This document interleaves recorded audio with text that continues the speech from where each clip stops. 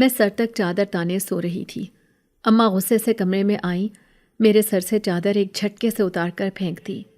ارے تمہیں میں نے کہا بھی تھا کہ آج صبح صبح تم نے اٹھ جانا ہے، ابھی تک تمہاری آنکھ نہیں کھلی؟ میں قسم کھا کر کہنے لگی، اماں مجھے نیند آ رہی ہے، سونے دو، کیوں صبح صبح مجھے ڈسٹرب کرنے کے لیے آ جاتی ہو؟ اماں کا غصے سے پارا چڑھ گیا تھا۔ ارے لڑکی، ہوش کرو کچھ، تھوڑی دیر میں تمہارے ہونے والے سسرال والے آ جائیں گے اور تم ہو کہ ابھی تک سو رہی ہو۔ سسرال والوں کے نام پر میری آنکھیں پٹ سے کھل گئی تھیں۔ اماں، ابھی تک میرا ایک بھی رشتہ نہیں ہوا، یہ سسرال والے کہاں سے آ گئے؟ کہنے لگی، آج تمہیں دیکھنے کے لیے کچھ لوگ آ رہے ہیں، انہوں نے تمہارے لیے اپنی پسندیدگی کا اندیا پہلے سے دے رکھا ہے۔ انہوں نے تمہیں گاؤں میں کسی شادی پر دیکھا تھا اور دیکھتے ہی پسند کر لیا، تو آج وہ لوگ باقاعدہ رشتہ لے کر آ رہے ہیں۔ میں چاہتی ہوں تم اچھے سے ان کے سامنے آؤ تاکہ انہیں پتہ چلے کہ لڑکی سلیقہ مند ہے۔ میں منہ بنا کر رہ گئی تھی۔ اب میری آزادی کے دن ختم ہونے والے تھے۔ جلدی سے میں اٹھی تھی، جلدی میں الٹے سیدھے ہاتھ پاؤں مار کر صفائی کی اور پھر اپنے کمرے میں آ کر ہلکا پھلکا سا تیار ہو گئی، جیسے گاؤں کی لڑکیاں اکثر تیار ہوتی ہیں۔ سادے سلیقے کے کپڑے، آنکھوں میں کاجل، ہونٹوں پر لپسٹک، بس یہی تھی میری تیاری، اور میں اس میں بھی بہت زیادہ حسین لگ رہی تھی۔ جب وہ لوگ آ گئے تو میں شرافت سے ان کے سامنے جا کر بیٹھ گئی تھی۔ پسند تو وہ لوگ مجھے پہلے ہی کر چکے تھے، بس اس بار باقاعدہ رشتہ ڈالنے کے لیے آئے تھے۔ انہوں نے اماں کو اپنے گھر کھانے کی دعوت دی۔ میری ہونے والی ساس تو مجھ پر نثار جا رہی تھی۔ رشتہ پکا ہونے کے بعد تو دونوں طرف سے شادی کی تیاریاں شروع ہو چکی تھیں، اور پھر 1 مہینے کے بعد ہی مجھے رخصت ہو کر اپنے سسرال میں آنا پڑا۔ جس دن میری رخصتی تھی اس دن میں اماں کے گلے سے لگ کر بہت روئی تھی۔ ابا نے بھی میرے سر پر ہاتھ رکھ کر بمشکل اپنے آنسو ضبط کیے تھے۔ مجھے گاؤں کے دستور کے مطابق رخصت ہو کر ڈولی میں بیٹھ کر جانا تھا۔ گو کہ میری رخصتی دوسرے گاؤں میں ہو رہی تھی اور اتنی جلدی ڈولی کو اٹھا کر چلنا ممکن نہیں تھا۔ گاڑی کا انتظام کیا جا سکتا تھا، مگر میری ساس پرانے خیالات کی مالک تھیں۔ وہ کہنے لگیں کہ میری بارات بھی اسی طرح سے آئے گی اور اب میرے بیٹے کی بارات بھی اسی طرح سے جائے گی۔ میں بہت ارمانوں سے اپنی بہو کو لے کر جا رہی ہوں۔ آج موسم بھی بہت ابر آلود تھا، صبح سے آسمان پر بادل چھائے ہوئے تھے۔ ایسے موسم میں میں ہمیشہ بھیگتی تھی۔ بارش میں بھیگنا تو میرا محبوب مشغلہ تھا۔ سردیوں میں بھی میں بارش میں نہاتی تھی۔ اماں مجھے ڈانٹتی رہتی کہ تم بیمار ہو جاؤ گی، مگر مجھے بارش اتنی پسند تھی کہ میں بے خود ہو جاتی تھی۔ آج بھی میں نے سوچا کہ اگر میں دلہن نہ بنی ہوتی تو میں بارش میں ضرور ہی بھیگتی۔ تھوڑا سا دور ابھی گئے تھے، گاؤں کی حدود میں پہنچے ہی تھے کہ بارش تیزی سے شروع ہو چکی تھی۔ سبھی لوگوں نے ڈولی کو زمین پر رکھا اور بارش کے رکنے کا انتظار کرنے لگے۔ اب تو ڈولی سے بھی پانی ٹپکنے لگا تھا۔ میری خواہش جیسے پوری ہو گئی تھی، مگر اس وقت مجھے سخت الجھن ہو رہی تھی۔ اتنے بھاری بھرکم کپڑوں اور میک اپ کی وجہ سے میرا تو دم گھٹ رہا تھا، مگر اب میں کس سے کہتی کہ مجھے باہر نکالو؟ آس پاس بہت سارے مرد تھے، جیسا بھی تھا وہ میرے لیے اجنبی انسان تھے۔ تبھی میری ساس وہاں پر کہنے لگیں، بارش ہے تو کیا ہوا، ڈولی کو لے کر چلو، ہمیں شام سے پہلے جانا ہے۔ جنگل سے گزر کر جائیں گے تو وہاں سے شام کے بعد گزرنا خطرناک ہے۔ شام ہونے میں تھوڑی ہی دیر رہ گئی تھی۔ لڑکوں نے احتجاج بھی کیا کہ بارش تو رکنے دیں، اتنی ٹھنڈ ہے، مگر وہ بات سننے پر آمادہ ہی نہیں تھی۔ اور پھر یوں بارش میں بھیگتے بھیگتے میں اپنے سسرال میں آ گئی تھی۔ اچانک ہی میری ساس کا پاؤں پھسلا اور وہ زمین پر گر گئی تھی۔ سبھی ان کی طرف متوجہ ہو گئے تھے۔ میں ڈولی سے خود ہی نکل کر باہر آ گئی تھی اور اب پریشان نظروں سے ادھر ادھر دیکھ رہی تھی۔ یہاں پر تو بہت تیز بارش ہے۔ میں نے سنا تھا کہ اس گاؤں میں جب بارش کی کثرت ہوتی تھی تو اکثر سیلاب بھی آ جایا کرتا تھا، پانی بہت زیادہ اونچا ہو جاتا تھا اور کتنے دن تک تو یہ لوگ گھروں سے باہر بھی نہیں نکل سکتے تھے۔ ابھی میں اسی تشویش سے آس پاس کے منظر کو دیکھ رہی تھی جب میں اس آواز پر متوجہ ہوئی۔ پلٹ کر دیکھا تو سامنے میرا شوہر کھڑا تھا۔ آنکھوں میں محبت اور چمک لیے وہ مجھے دیکھ رہا تھا۔ وہ میرے سامنے گھٹنوں کے بل بیٹھ گیا، اپنا ہاتھ میرے سامنے پھیلا دیا۔ میں بری طرح جھینپ گئی تھی۔ یہ کیا کر رہے ہیں آپ؟ سب لوگ دیکھ رہے ہیں۔ کہنے لگا، کوئی بھی نہیں دیکھ رہا، سب اپنے اپنے کاموں میں مصروف ہیں۔ تو آؤ میرے ساتھ، میں تمہیں تمہارے کمرے تک چھوڑ دوں۔ بہت تیز بارش ہو رہی ہے، بارش میں تم بیمار پڑ جاؤ گی۔ انہوں نے میرا ہاتھ تھام لیا۔ واقعی اس وقت کوئی بھی میری طرف متوجہ نہیں تھا۔ سبھی کا دھیان میری ساس کی طرف تھا کیونکہ انہیں بہت گہری چوٹیں آئی تھیں۔ میں بھی پریشان ہو گئی۔ جب اپنی ساس کے پاس آئی تو سامنے کا منظر دیکھ کر میرا منہ حیرت سے کھلے کا کھلا رہ گیا تھا، کیونکہ میرا شوہر تو انہیں گود میں اٹھا کر گاڑی میں ڈال رہا تھا۔ اس نے ایک نظر مجھے دیکھا اور اپنی کزن سے کہنے لگا، انہیں ان کے کمرے میں پہنچا دو، بارش میں بھیگیں گی تو بیمار پڑ جائیں گی یہ۔ اب میں نے پیچھے پلٹ کر دیکھا تو وہاں پر کوئی بھی نہیں تھا۔ میں حیران تھی کہ یہ میرے ساتھ کیا ہوا ہے۔ ابھی تو میرا شوہر جس روپ میں میرے سامنے آیا تھا وہ دلہے کے روپ میں تھا، اور اچانک سے اس نے اپنا حلیہ کیسے بدل لیا اور اب وہ پلک جھپکتے ہی سادہ کپڑوں میں نظر آنے لگا تھا۔ میں نے سوچا شاید اس کا کوئی جڑواں بھائی ہو یا اس کا کوئی کزن جو اسی کی شکل جیسا ہو، مگر اس کا انداز بار بار مجھے چونکا رہا تھا۔ میرے شوہر کی کزن مجھے کمرے میں لے کر آ گئی تھی۔ کہنے لگی، آپ کے سارے کپڑے خراب ہو گئے ہیں اور میک اپ بھی، اگر آپ چاہیں تو آپ کپڑے بدل لیں، کپڑے بھیگ گئے ہیں، آپ بیمار بھی ہو سکتی ہیں۔ مجھے بھی اس کی بات معقول ہی لگی تھی۔ مجھے افسوس بھی ہوا کہ جس کے لیے میں اتنا تیار ہوئی اس نے مجھے صحیح سے دیکھا بھی نہیں۔ جب میں کپڑے تبدیل کرنے کے بعد اپنے کمرے میں آئی تو آئینے پر نظر پڑتے ہی میں حیران رہ گئی۔ مجھے آئینے میں وہی شبی نظر آئی تھی۔ میں نے پیچھے پلٹ کر دیکھا، وہاں پر کوئی بھی نہیں تھا۔ دوبارہ آئینے کی طرف دیکھا، وہاں پر میرا شوہر تھا جو دلہے کے لباس میں ہی ملبوس تھا۔ اب تو میرا سر بری طرح چکرا گیا تھا۔ پہلے ہی دن یہاں پر آ کر میرے حواسوں پر خوف طاری ہو چکا تھا۔ میں چکرا کر زمین پر گرنے ہی لگی تھی کہ آواز آئی، آپ مہربان ہاتھوں میں ہیں، میرے ہوتے ہوئے آپ کو ڈرنے کی ضرورت نہیں ہے۔ میں بری طرح چکرا گئی۔ یہ میرے ساتھ ہو کیا رہا ہے؟ میں بستر پر آ کر بیٹھ گئی اور خوفزدہ نظروں سے اپنے آس پاس دیکھنے لگی۔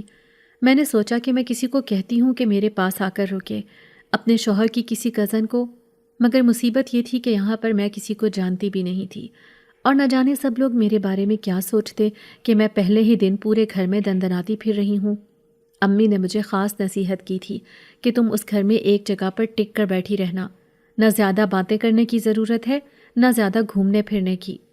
میں پھر سونے کی کوشش کرنے لگی تھی۔ نئی جگہ پر مجھے نیند بھی نہیں آئی تھی، مگر کیا کرتی کہ پوری رات میں جاگ کر اپنی آنکھوں میں گزار بھی نہیں سکتی تھی۔ اور ویسے بھی اس جگہ پر تو مجھے عجیب سی وحشت بھی محسوس ہو رہی تھی، اور جو کچھ میرے ساتھ ہو رہا تھا وہ بہت ہی زیادہ حیرت ناک تھا۔ یہی سب سوچتے سوچتے میں سو گئی تھی۔ آدھی رات کو کسی کی آہٹ محسوس ہوئی۔ آنکھیں کھول کر دیکھا تو ایک سایہ سا نظر آیا جو میرے اوپر جھکا ہوا تھا۔ میرے منہ سے چیخ نکل گئی۔ اگلے ہی پل وہ سایہ وہاں سے غائب ہو چکا تھا۔ اب نیند آنے کا تو سوال ہی پیدا نہیں ہوتا تھا۔ لائٹ آن کر کے میں بیٹھ گئی تھی اور کتنی ہی دیر تک میں آیت الکرسی پڑھتی رہی اور آنکھیں بند کر کے اللہ کو یاد کرتی رہی۔ تبھی دروازہ کھلنے کی آواز آئی۔ سر اٹھا کر دیکھا تو سامنے میری ساس اور میرے شوہر تھے۔ میں اٹھ کر بیٹھ گئی۔ میری ساس نے مجھے اپنے گلے سے لگا لیا اور کہنے لگی، بیٹا تم بھی کہتی ہوگی کہ کیسی عورت ہے جس نے گھر لاتے ہی مجھے توجہ نہیں دی، میرا کوئی شگن پورا نہیں کیا، جو میرا حق تھا وہ مجھے نہیں دیا۔ میں نے کہا، نہیں امی جان، مجھے آپ سے کوئی شکوہ نہیں ہے۔ اب آپ کی طبیعت کیسی ہے آپ مجھے بتائیں۔ کہنے لگی، بیٹا میں ٹھیک ہوں، پتہ نہیں کیسے میرا پاؤں پھسلا اور اچانک سے میں گر گئی، کمر میں چوٹ آئی ہے، مگر اب میں پہلے سے بہتر محسوس کر رہی ہوں۔ ابھی تک تم جاگ رہی ہو، پتہ نہیں کیا سوچ رہی ہوگی ہمارے بارے میں۔ وہ بہت ہی زیادہ شرمندہ ہو رہی تھی۔ میں نے ان سے کہا کہ میں آپ کے بارے میں کچھ بھی غلط نہیں سوچ رہی، مگر اس گھر میں مجھے کچھ عجیب سا لگ رہا ہے، مجھے ڈر لگ رہا ہے، ایسا احساس ہو رہا ہے جیسے کوئی یہاں پر ہے۔ میری ساس اور میرا شوہر دونوں چونک کر حیرت سے ایک دوسرے کو دیکھنے لگے۔ ارے بیٹا، یہ تمہاری غلط فہمی ہے، یہاں پر ایسا کچھ بھی نہیں ہے، کسی قسم کے کوئی اثرات نہیں ہیں۔ میرے شوہر بھی پرسوچ نظروں سے مجھے دیکھ رہے تھے۔ میری ساس کے کمرے سے جانے کے بعد وہ میرے پاس آ کر بیٹھ گئے۔ میں سمجھ رہی تھی کہ وہ میری تعریف کریں گے، مگر تبھی وہ مجھے کہنے لگے، مجھے بتاؤ تمہیں کیسا محسوس ہوا تھا، کیا لگ رہا تھا تمہیں، یہاں پر کوئی ہے، اس بات کا تمہیں کیسے احساس ہوا؟ تب میں نے مختصر الفاظ میں انہیں اپنی وضاحت بتائی تو ان کی آنکھیں چمکنے لگی تھیں۔ میں حیران تھی کہ وہ اتنا مسکرا کس بات پر رہے ہیں۔ میری تو خوف سے جان نکل رہی تھی اور وہ اس بات پر مسکرا رہے تھے۔ کہنے لگے، سو جاؤ، تم بھی تھک گئی ہوگی۔ ان کا رویہ میرے لیے حیران کن تھا۔ دن گزرنے کے ساتھ ساتھ مجھے احساس ہوا کہ میرا شوہر بالکل کسی پہیلی کی طرح ہے۔ مجھے ان کے کسی رویے یا بات کی سمجھ ہی نہیں آتی تھی۔ جب اپنی ساس سے بات کرتی تو وہ ہنس کر کہتی، ارے بیٹا وہ ایسا ہی ہے، مگر وہ کوئی خطرناک انسان نہیں ہے، بہت محبت کرنے والا، خیال رکھنے والا ہے۔ مانتی ہوں کہ اس میں کچھ عادتیں ہیں جو عجیب ہیں، مگر وقت کے ساتھ ساتھ تم اسے ٹھیک کر دو گی۔ بیوی تو اپنے شوہر کو اپنی مرضی کے مطابق ڈھال سکتی ہے، کیا مشکل ہے تمہارے لیے؟ تب میں ان کی بات سن کر خاموش ہو گئی تھی۔ اس دن میری آنکھ کھلی تو کمرے میں اکیلی تھی، میرے شوہر نہیں تھے۔ کتنی ہی دیر تک میں جاگ کر ان کا انتظار کرتی رہی، مگر وہ مجھے کہیں بھی نظر نہیں آئے۔ پھر میں کمرے سے باہر نکل آئی، پورا گھر خالی تھا۔ اب میں سوچ رہی تھی کہ کیا کروں، اپنی ساس سے پوچھوں یا نہیں۔ اتنے میں وہ خود ہی باہر آ گئی۔ ارے بہو، تم آدھی رات کو یہاں پر کیا کر رہی ہو؟ میں نے انہیں اپنے شوہر کے بارے میں بتایا تھا۔ ان کا رنگ بدل گیا اور وہ ایک دم بہت غصے میں آنے لگی۔ اس لڑکے نے ابھی تک اپنی حرکتوں کو چھوڑا نہیں۔ مجھے لگا تھا کہ یہ سدھر جائے گا، اس نے مجھ سے وعدہ بھی کیا تھا کہ کوئی الٹا کام نہیں کرے گا۔ میں تو ہکا بکا رہ گئی، کیا وہ اس وقت کسی عورتوں کے چکر میں ہے یا کوئی اور غلط کام کر رہے ہیں؟ انہیں اپنی جلد بازی کا احساس ہوا۔ ارے نہیں بیٹا، نہیں، میرا بیٹا بہت شریف ہے، بد کردار نہیں ہے، بس اس کے کچھ عجیب شوق ہیں جو اسے کسی مشکل میں پھنسا دیں گے۔ میرا بیٹا سمجھتا ہی نہیں ہے۔ جب میرے شوہر گھر واپس آئے تو ہم دونوں ہی کمرے میں بیٹھے ان کا انتظار کر رہے تھے۔ وہ ہم دونوں کو دیکھ کر چونکے۔ ارے اتنی رات کو آپ دونوں کیا کر رہی ہیں؟ ان کے ہاتھ میں کوئی سامان تھا جو انہوں نے پیچھے چھپانے کی کوشش کی، مگر میری ساس تیزی سے اپنی جگہ سے اٹھی۔ کیا چھپا رہے ہو؟ کیا ہے یہ؟ میری ساس نے وہ سارا سامان زمین پر الٹ دیا۔ اس میں کپڑے کے پتلے، تعویذ اور عجیب و غریب چیزیں تھیں جنہیں دیکھ کر میں ڈر گئی تھی۔ میری ساس نے ایک زوردار تھپڑ میرے شوہر کے چہرے پر مارا۔ کتنی بار تمہیں منع کر چکی ہوں یہ سب نہ کیا کرو۔ میں سوچ میں پڑ گئی کہ کیا میرا شوہر کالا جادو کرتا ہے؟ تبھی وہ کہنے لگا، ماں میں کون سا جادو کر رہا ہوں؟ کون سا غلط کام کر رہا ہوں میں؟ بس جن ہی تو قابو کرنا چاہتا ہوں۔ ہمیشہ سے مجھے شوق ہے کہ میرے پاس کوئی جن ہوتا تاکہ اسے میں اپنے قابو میں کر لیتا۔ ہمیشہ سے یہ خواہش اپنے دل میں پالے رکھی ہے۔ اگر اس خواہش کو پورا کرنا چاہتا ہوں تو اس میں برا کیا ہے؟ واقعی ان کا تو بہت ہی عجیب شوق تھا، میں نے کہا۔ میری ساس کہنے لگی، بیٹا ایسے شوق میں انسان کی جان چلی جاتی ہے، تم ہمیں اکیلا چھوڑ کر چلے جاؤ گے تو ہم کیا کریں گے؟ آسن کہنے لگے، ماں اس بار جو مجھے عامل ملا ہے وہ بہت پہنچا ہوا ہے، اس کے پاس بہت ساری طاقتیں ہیں، بہت سارے جنات اور موکلات ہیں۔ اس نے مجھے بولا ہے کہ میں یہ عمل کروں تو میں اس میں کامیاب ہو جاؤں گا اور میرے قبضے میں میرا ہمزاد آ جائے گا۔ وہ اتنا طاقتور ہوگا کہ میں اس سے جو کام کروانا چاہوں کروا سکتا ہوں۔ میری ساس اپنا سر پیٹ کر رہ گئی تھی۔ مجھے کہنے لگیں، بیٹا تم ہی اسے سمجھاؤ، اسے روکو۔ میں بھی انہیں سمجھا کر تھک گئی تھی، مگر کوئی بات ان کے پلے ہی نہیں پڑ رہی تھی۔ جبکہ مجھے اس گھر میں پہلے دن سے جو خوف کا احساس ہو رہا تھا، جس نے مجھے اپنی لپیٹ میں لے لیا تھا، وہ دن گزرنے کے ساتھ ساتھ بڑھتا جا رہا تھا۔ اچانک سے ایک تیز خوشبو مجھے اپنے حصار میں لے لیا کرتی تھی اور میں سوتے سوتے اٹھ کر بیٹھ جایا کرتی تھی۔ وہ خوشبو اتنی تیز اور مسحور کن ہوتی تھی جو میری سانسوں میں اتر جاتی تھی۔ ایک دن میں کچن میں تھی جب میری ساس کہنے لگی، ارے بیٹا میرے کچھ رشتہ دار آ گئے ہیں، انہوں نے آنے سے پہلے اطلاع ہی نہیں دی، کھانے کا وقت ہو رہا ہے، تم نے کیا بنایا ہے؟ میں نے تو سادہ سے بھنڈی آلو بنائے تھے، کیونکہ پچھلے کافی دنوں سے گھر میں مرغن کھانے پک رہے تھے۔ میری ساس نے کہا تھا کہ آج کچھ سادہ سبزی یا دال بنا لو، اور اب اچانک سے مہمانوں کی آمد کا بتا رہی ہیں۔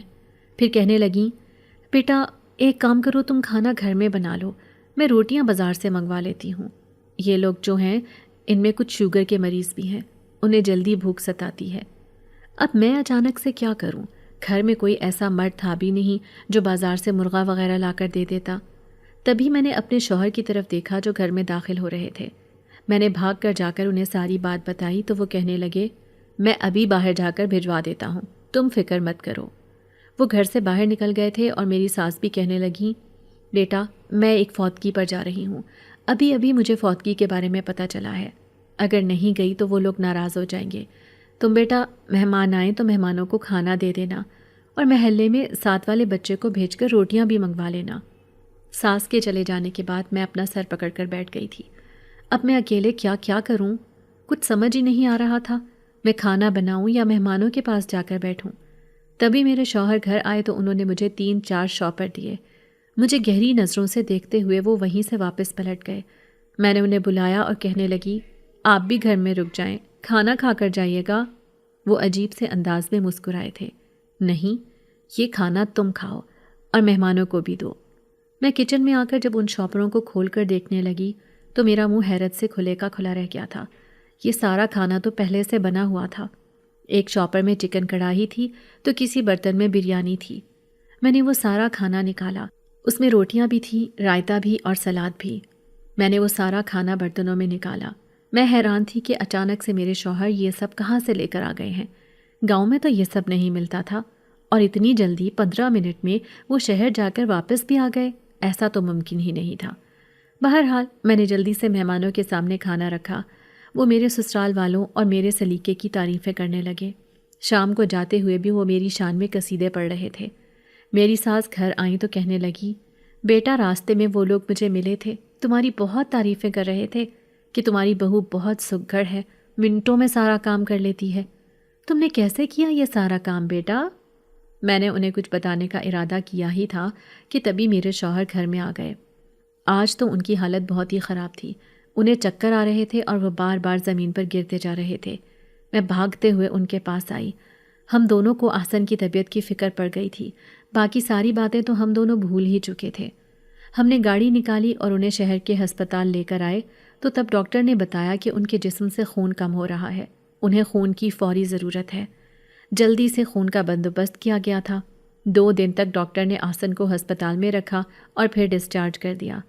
احسن کو انہوں نے کچھ دوائیں بھی لکھ کر دیں اور کہنے لگے کہ یہ دواؤں کے ساتھ ساتھ آپ نے ان کی تندرستی کا بھی اچھے سے خیال رکھنا ہے، کسی قسم کی لاپرواہی نہیں کرنی ورنہ ان کی جان کو خطرہ ہو سکتا ہے۔ اگر ان کا خون اسی طرح کم ہوتا رہا تو پھر آپ کیا کریں گے؟ گھر آئے تو میری ساس نے احسن کو بہت ڈانٹا تھا۔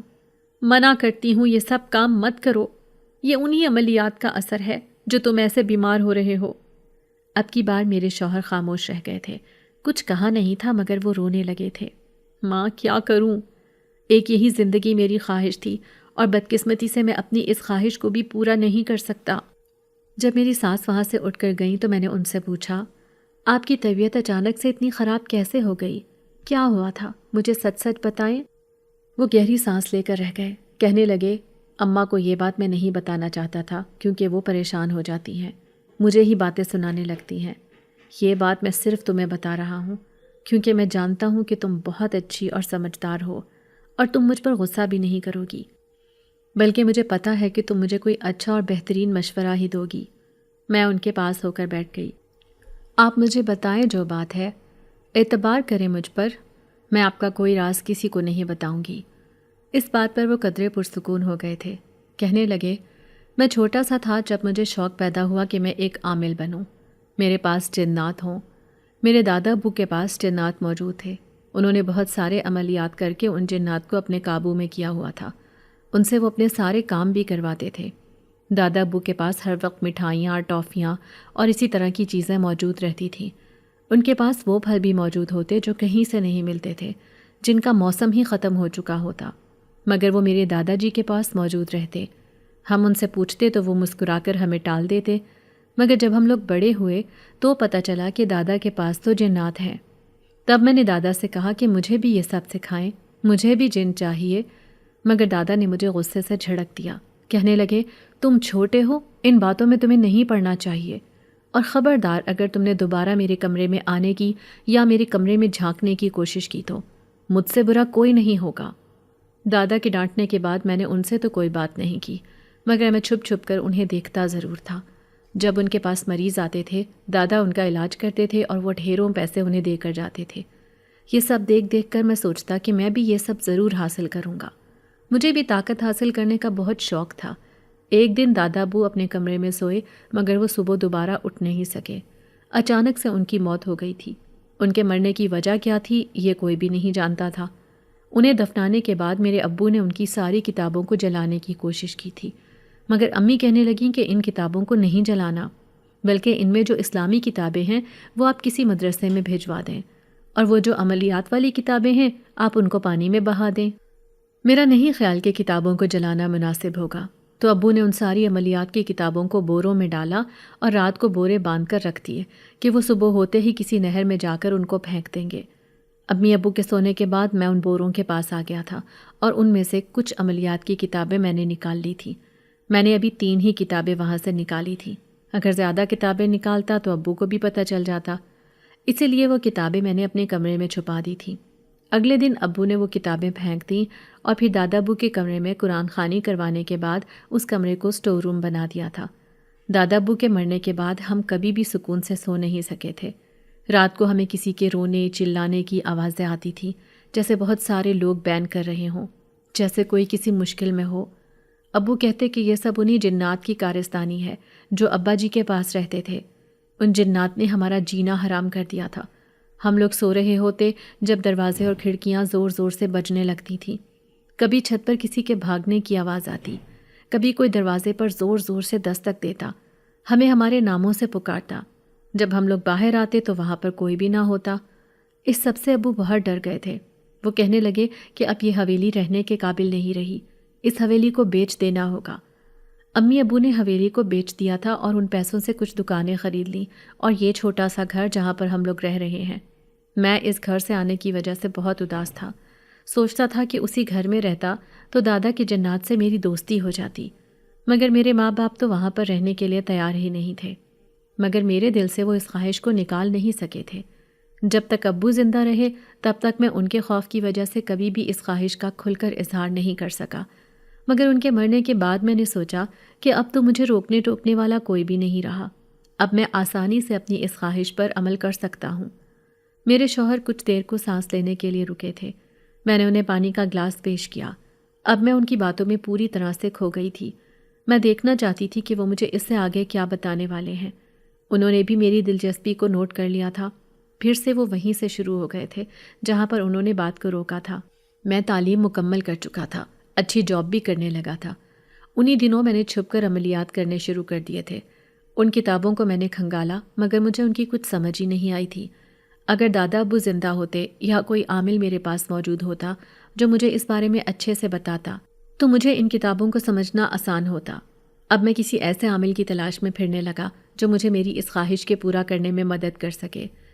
جس عامل کے بارے میں مجھے پتہ چلا میں اس کے پاس گیا، اس پر پیسہ برباد کیا، مگر بعد میں مجھے پتہ چلتا کہ وہ تو ڈھونگی تھا، فریبی تھا، اس کے پاس تو کچھ بھی نہیں تھا، اس کے پاس صرف باتوں کا جادو ہوتا تھا۔ میرے جیسے کتنے ہی لوگوں کو انہوں نے اپنی باتوں کے جادو میں پھنسایا تھا۔ میں غصے سے ان لوگوں سے دور ہٹ جاتا۔ مجھے کسی سے کبھی کوئی فائدہ نہیں ملا تھا، اور پھر ایک کے بعد ایک عامل کے پاس میں جاتا رہا اور وہ مجھے جو عملیات بتاتے رہے وہ میں کرتا رہا۔ قبرستانوں میں بیٹھ کر رات کو امی کے سونے کے بعد میں قبرستان میں چلا جاتا تھا۔ ایک بار امی کی آنکھ کھل گئی تھی اور وہ سخت پریشان ہو گئیں کہ میں کہیں کسی غلط کام میں تو نہیں پڑ گیا، شاید میں کسی لڑکی کے چکر میں ہوں۔ تبھی ایک دن امی سوتا بن کر میری طاق میں رہنے لگی تھی۔ میں ان کے کمرے میں آیا تو وہ بستر پر لیٹی ہوئی تھیں۔ میں انہیں ایک نظر دیکھ کر باہر چلا گیا، مگر وہ جاگ رہی تھیں اور وہ میرے پیچھے پیچھے باہر آ گئی تھیں۔ جب میں قبرستان میں آ کر بیٹھا اور دائرہ بنا کر عمل کرنا شروع کیا تو امی نے میرے سامنے آ کر میرے منہ پر تھپڑ مارے۔ غصے سے چلاتے ہوئے کہنے لگیں، یہ کیا حرکت ہے؟ کیا کر رہے ہو تم اتنے دنوں سے؟ تم یہ سب کر رہے ہو اور میں تمہاری حرکتوں سے بے خبر تھی؟ امی کو دیکھ کر تو میں بری طرح بوکھلا گیا تھا۔ آخر کار امی کو یہ بات پتہ چل ہی گئی تھی، اس لیے اب ان سے چھپانے کا کوئی فائدہ نہیں تھا۔ میں اب ان کے سامنے ہی جانے لگا تھا، مگر بجائے فائدہ ہونے کے مجھے نقصان ہونے لگا۔ کبھی میرا ایکسیڈنٹ ہو جاتا، کبھی گھر میں بیٹھے بٹھائے آگ لگ جاتی، تو کبھی کوئی اور نقصان ہو جاتا، مگر کبھی اس سے زیادہ بڑا نقصان نہیں ہوا تھا۔ نہ ان لوگوں نے کبھی ماں کو اپنی موجودگی کا احساس دلایا تھا۔ میں نے ماں سے وعدہ کر لیا تھا کہ اب میں ایسا نہیں کروں گا، مگر میں اپنی اس خواہش سے کیسے دستبردار ہو سکتا تھا؟ اور پھر تمہارے ساتھ شادی کے بعد جب تم نے بتایا کہ تم نے اس گھر میں کسی کو محسوس کیا ہے، میں جانتا ہوں کہ امی بہت ڈر گئی ہیں کہ اب وہ جنات ہمارے گھر تک آ گئے ہیں، وہ ہمارا جینا حرام کر دیں گے۔ امی مجھے کہہ رہی تھیں کہ تم نے انہیں چھیڑ دیا ہے۔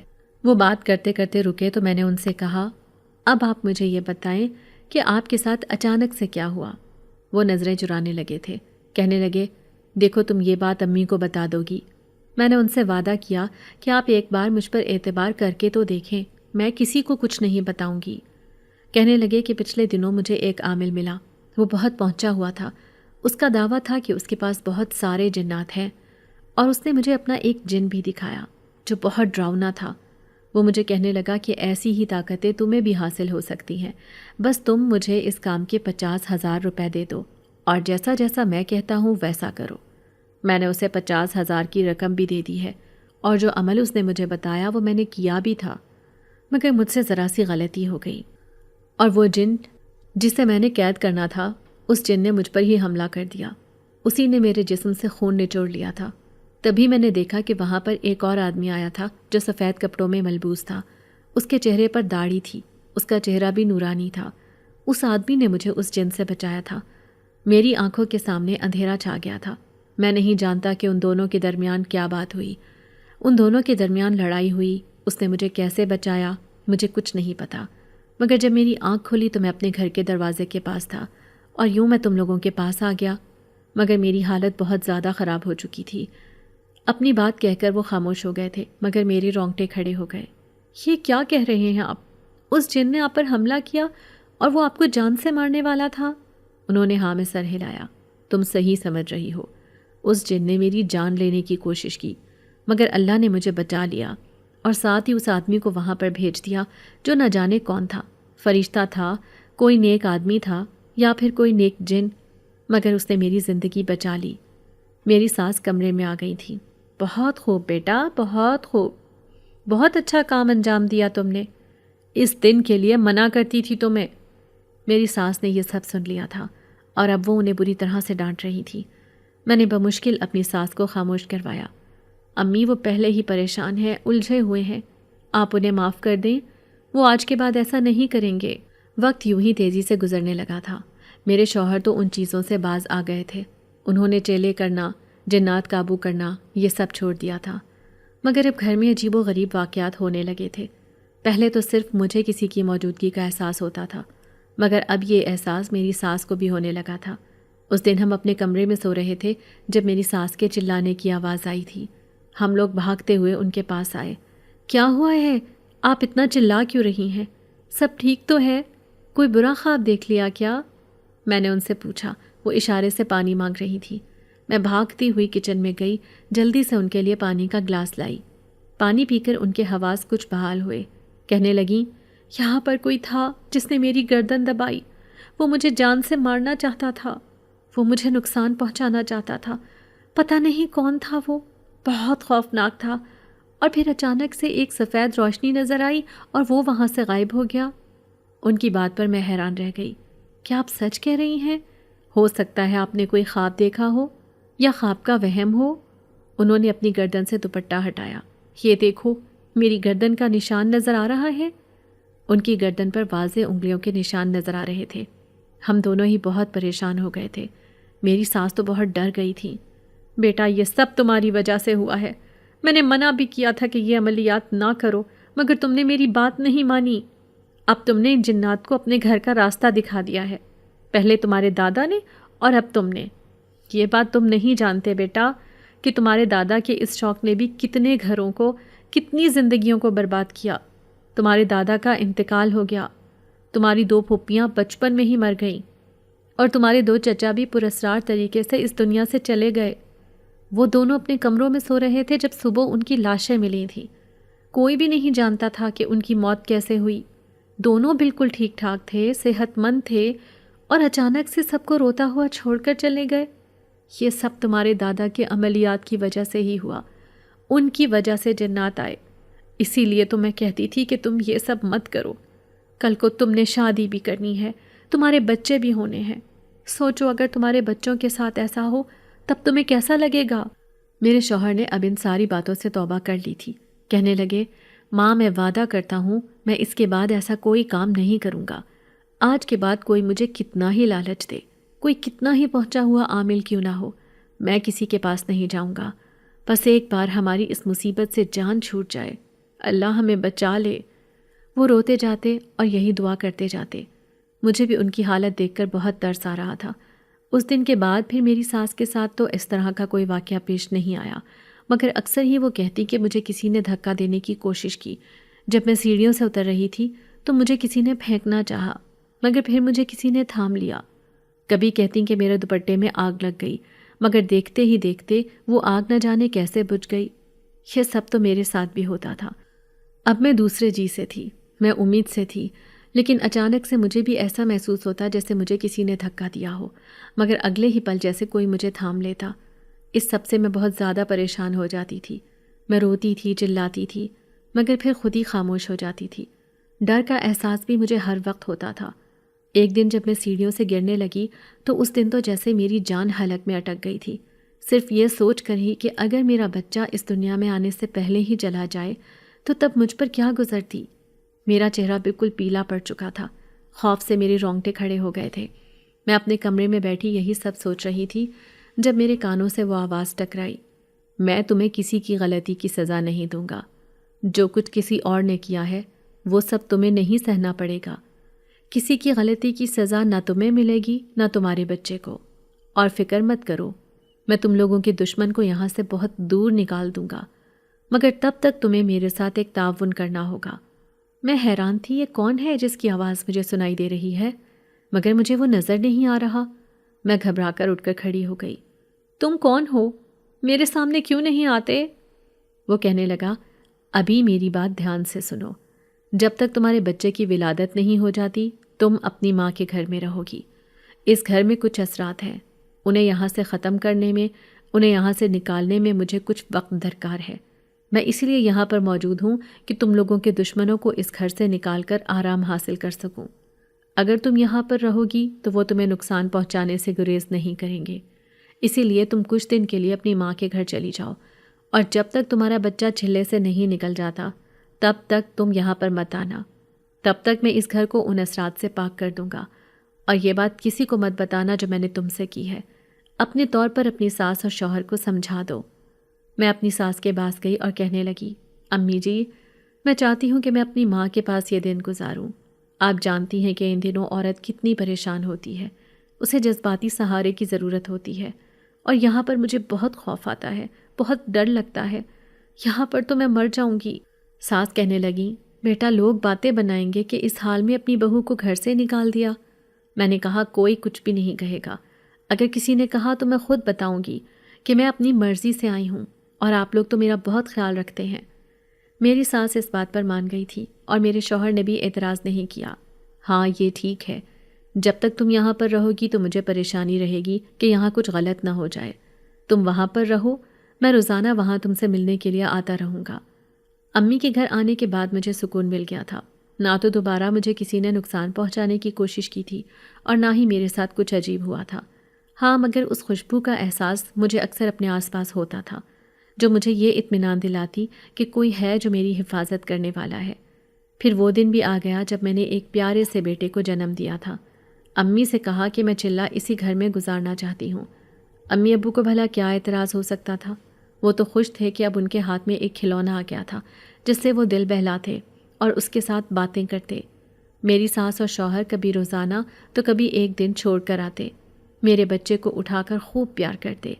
ساس کہتی کہ چلہ مکمل ہونے کے اگلے دن تم گھر واپس آ جاؤ گی، اور میں مسکراتے ہوئے کہتی کہ ہاں میں خود بھی یہی چاہتی ہوں کہ اپنے گھر آؤں، مگر مجبوری ہے کہ ابھی میں آ نہیں سکتی۔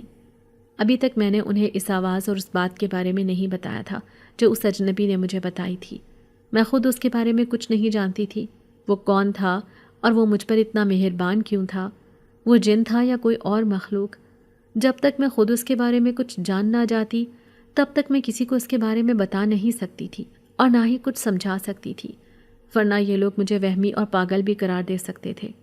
میں مانتی ہوں کہ میرے سسرال والے ایسے نہیں تھے، مگر میں اپنی احتیاط کرنا ضروری سمجھتی تھی۔ چلے سے نکلتے ہی میں اپنے گھر میں آ گئی تھی۔ اب میں حیران تھی کہ مجھے گھر بہت پرسکون معلوم ہو رہا تھا۔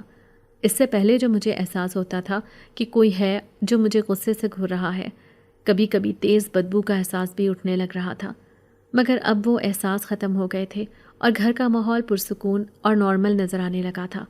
میری ساس کہنے لگی، اب تو میرے ساتھ بھی ایسا کوئی واقعہ پیش نہیں آتا جو مجھے سوچنے پر مجبور کر دے اور جس سے میں خوفزدہ ہو جاؤں۔ تمہارا شوہر بھی اب پہلے سے ٹھیک ہے، اللہ کا شکر ہے کہ اس مخلوق نے اس کا پیچھا چھوڑ دیا ہے، ورنہ ہمیں تو ڈر تھا کہ یہ مخلوقات تو انسان کا پیچھا مرتے دم تک نہیں چھوڑتی، نہ جانے ہمارا کیا ہوتا۔ میں نے اپنی ساس کو تسلی دی کہ سب ٹھیک ہو جائے گا۔ میرا بچہ اب ذرا اکیلے کھیلتا رہتا تھا، اکیلے ہنستا رہتا، باتیں کرتا رہتا۔ میں اپنی ساس سے کہتی تو وہ بولتی کہ بچے ایسا ہی کرتے ہیں، انہیں وہ سب نظر آتا ہے جو ہمیں نظر نہیں آتا، اور فکر مت کرو، وہ کوئی بری چیز نہیں ہے۔ اگر وہ تمہارے بچے کو ڈراتی تو وہ روتا چلاتا، مگر وہ اس کے ساتھ خوش ہے، اس کا مطلب یہ ہے کہ وہ اس کا ہمزاد ہے۔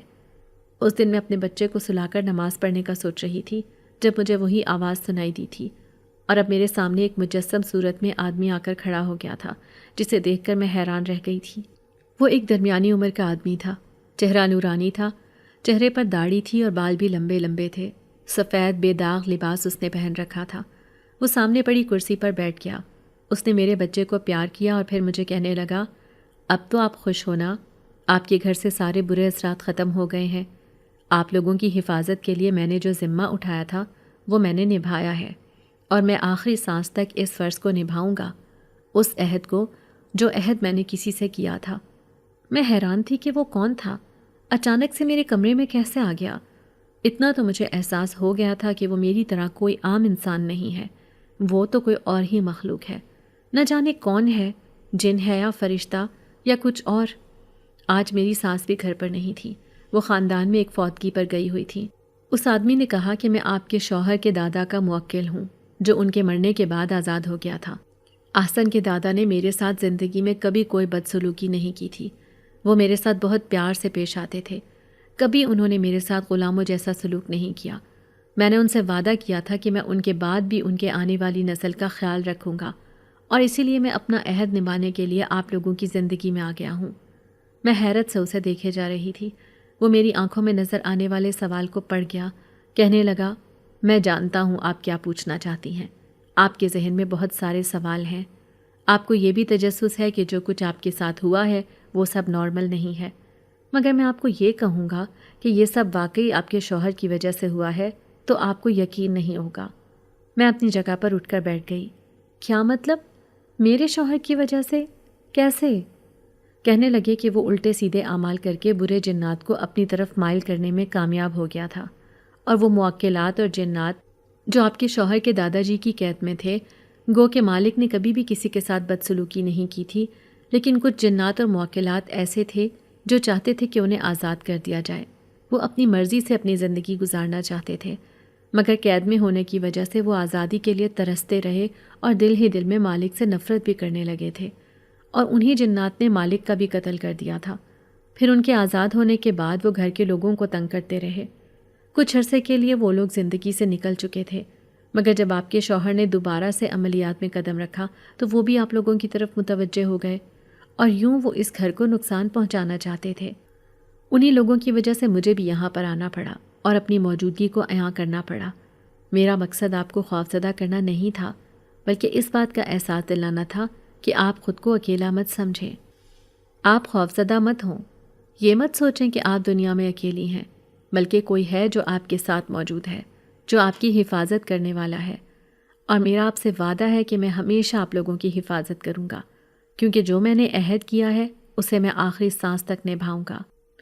وہ وہاں سے چلا گیا تھا اور میں اس کی باتوں میں ہی کھو چکی تھی، اس کی خوشبو جیسے میرے آس پاس ہی بکھر کر رہ گئی تھی۔ 2 سال بعد کی بات ہے، اس دن میں سو رہی تھی، جب میری آنکھ کھلی تو میرے کمرے میں کوئی بھی نہیں تھا۔ میں نے دروازے کی طرف دیکھا، وہ کھلا ہوا تھا۔ میں آہستہ آہستہ باہر نکلی تو میرے بچے کے ہنسنے اور باتیں کرنے کی آواز آ رہی تھی۔ میں آہستہ آہستہ چلتی ہوئی ہال میں پہنچی، دیکھا تو میرا بیٹا اکیلا کھیل رہا تھا، یا شاید وہ اکیلا نہیں تھا۔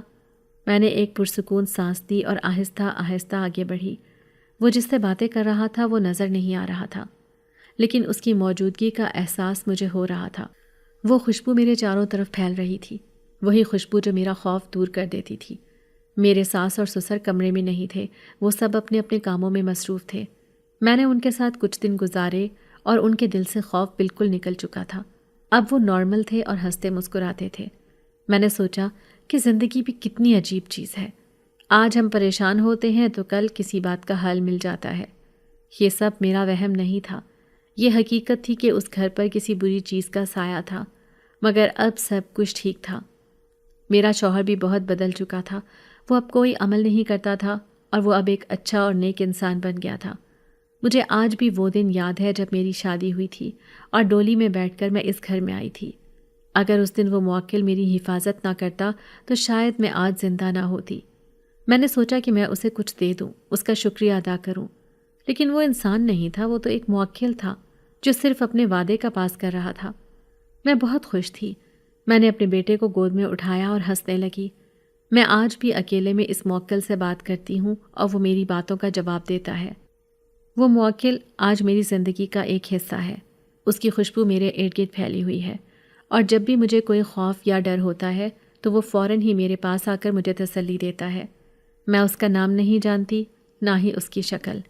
وہ میری زندگی کا ایک ایسا حصہ ہے جو میں کسی کو بتا نہیں سکتی۔ اس نے میری زندگی بدل دی اور مجھے ایک خوبصورت زندگی دے دی۔ اس نے مجھے میرے بیٹے کی حفاظت کا وعدہ بھی دیا ہے، اور میں اس پر پورا اعتماد کرتی ہوں۔